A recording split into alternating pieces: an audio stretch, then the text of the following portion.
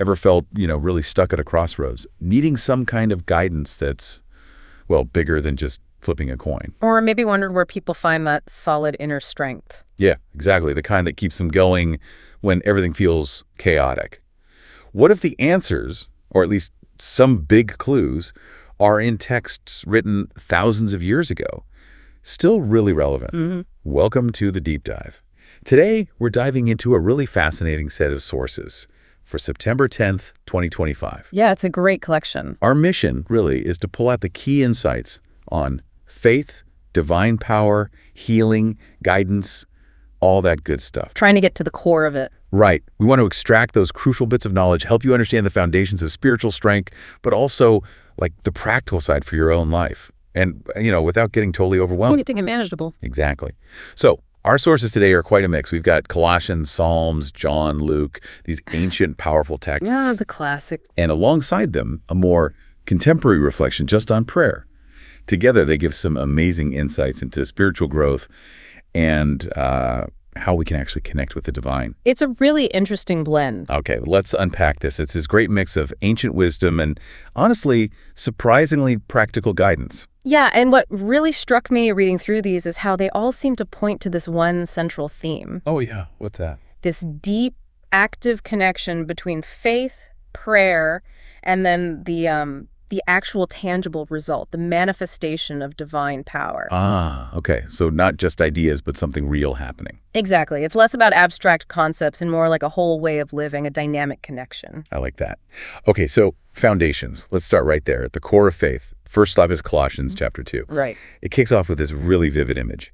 As you received Christ Jesus the Lord, so walk in him, rooted and built up in him. Yeah. I mean, just picture that for a second. What does it really mean to be rooted? Deeply connected.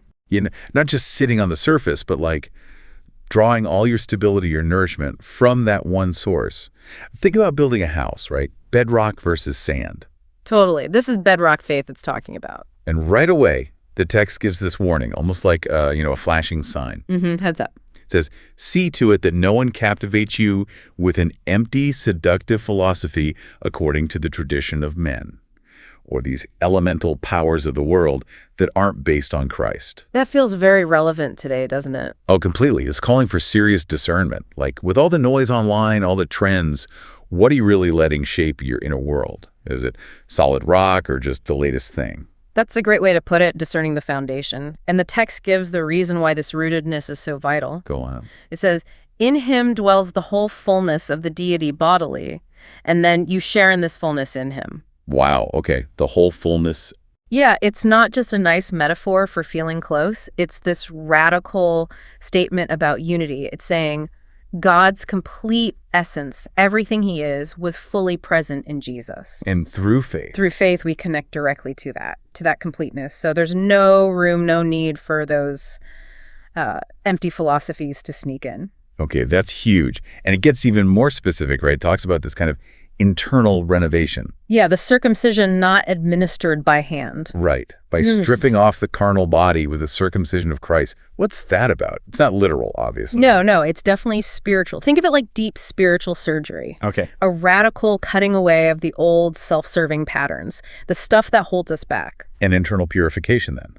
Getting rid of the junk. Exactly. Yeah. Detaching from the things that bind us to our old ways. And then it uses more powerful imagery. The baptism part. Right. Being buried with him in baptism, that's dying to the old life. And then raised with him through faith in the power of God. That's a new life kicking in, actually powered by God. So it's not just symbolic washing, it's framed as a real, like a resurrection. Yeah, spiritual resurrection, a complete fresh start, shedding the old skin, basically. Okay, now here's where I thought it got really interesting. It says, even when we were dead in transgressions, stuck in our failures. Spiritually lifeless. Yeah.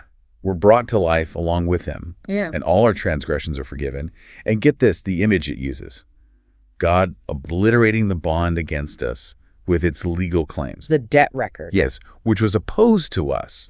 Removing it, nailing it to the cross. What an image. It's incredible. Imagine having this massive, crushing debt. And it's not just paid off, but the whole record, the IOU, is just gone, shredded, nailed up publicly to show it's finished. Total freedom. absolutely wiped clean. That's absolute freedom right there. And it's not just a private thing. This freedom, if you connect it to the bigger picture the text paints, it involves despoiling the principalities and the powers, making a public spectacle of them, and leading them away in triumph. So like defeating spiritual enemies. Exactly. It's talking about this profound cosmic victory over those unseen forces, the systems, the things that oppose God's way. It's a public announcement of victory. Like a victory parade. Precisely. Like a Roman general parading the captives. It shows the battle is won, our freedom is secured, there's a new reality. Wow. Okay. So from that intense picture of triumph and freedom, let's shift gears slightly but stay connected. Let's look at the Psalms. Okay, a different feel but complementary. Yeah. So what does all this victory and freedom tell us about God's actual nature? Yeah. How do we, relate to this power?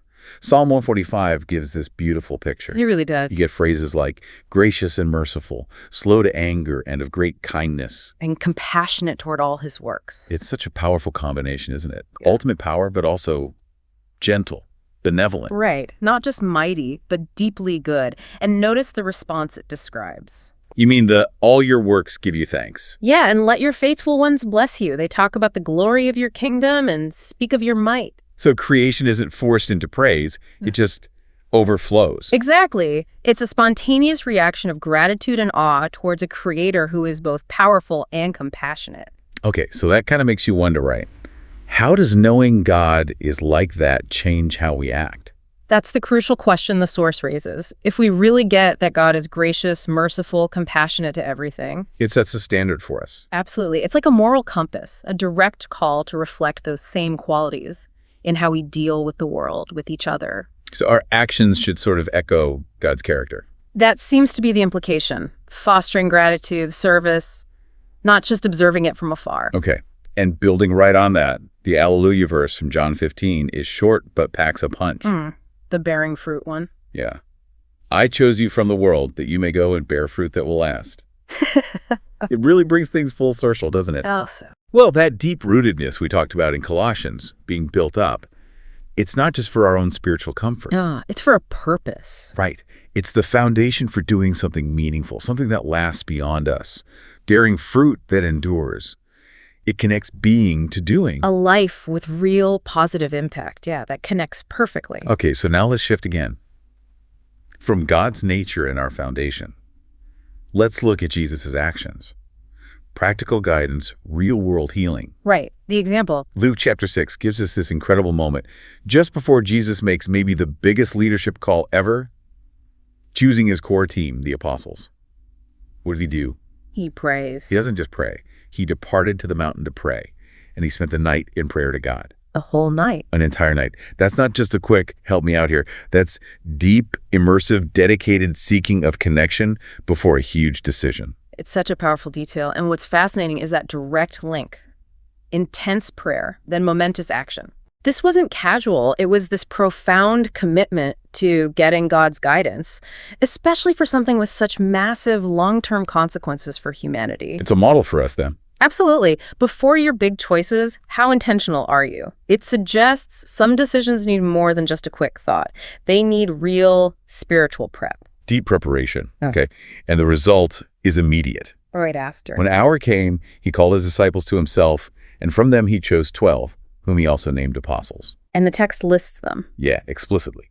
Simon, whom he named Peter, and his brother Andrew, James, John, Philip, Bartholomew, Matthew, Thomas, James the son of Alphaeus, Simon who was called the Zealot. And Judas, the son of James, and Judas Iscariot, who became a traitor. Such a specific list, chosen right after that night of prayer. Makes you think about the discernment involved, knowing what lay ahead for them.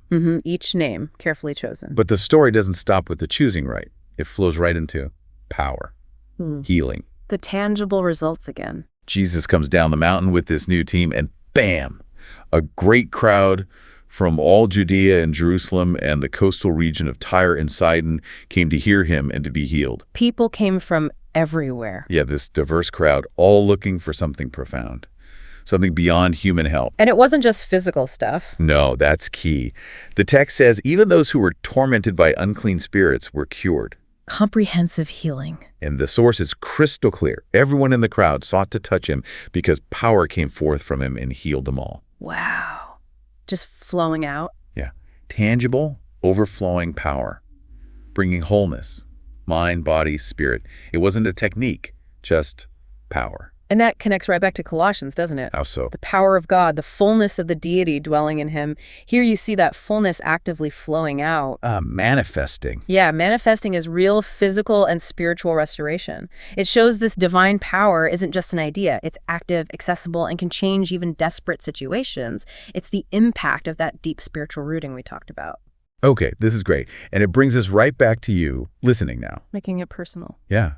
Just like those crowds sought Jesus for healing, for strength, the reflection piece encourages us to draw near for renewal. How can you apply Jesus' example?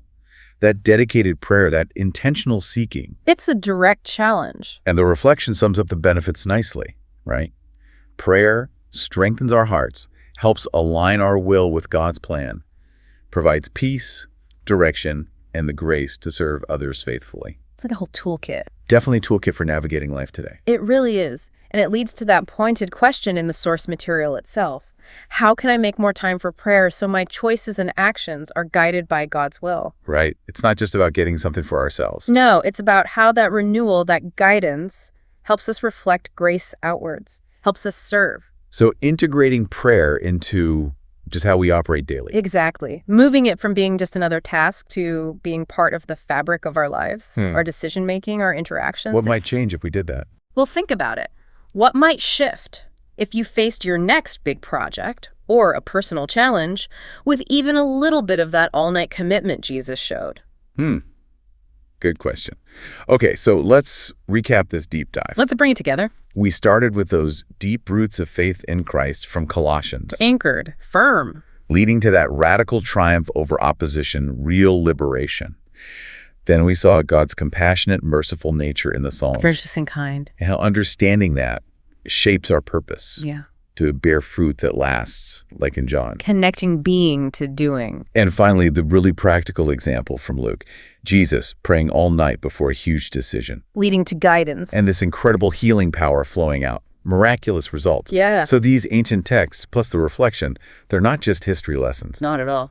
They feel like a living blueprint, really, for spiritual strength, making informed choices, living a life with purpose, connected to the divine. It shows how our deepest roots can lead to our highest impact. It's all connected. Okay, so here's a final thought, something for you to chew on. All right. Considering Jesus spent that entire night in prayer before choosing the people who would literally change the world. Just imagine. Imagine the clarity, the conviction, maybe even the breakthroughs you could experience. Even with less than a whole night. Yeah. Even dedicating just a few truly intentional moments, seeking guidance before your next important decision, big or small. What might genuinely shift in your life, maybe even in the lives around you, if you approach things with that kind of deliberate, prayerful seeking? Powerful question to end on. Thank you for joining us on this deep dive. Until next time, keep seeking, keep growing, keep unpacking.